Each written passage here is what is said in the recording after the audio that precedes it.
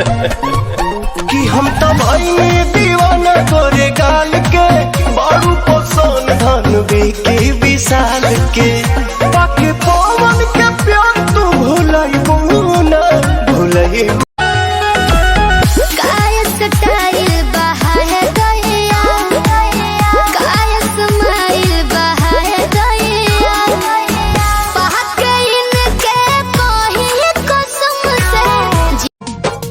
हे हो करे जा काढ़ के ले जा मरता लहरी जवानी। हे हो करे जा दूसरा के कोठी में हरवे करी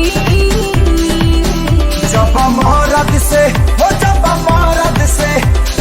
मरद से मैं हरी लड़बे करी तब हटाई बचा हरी।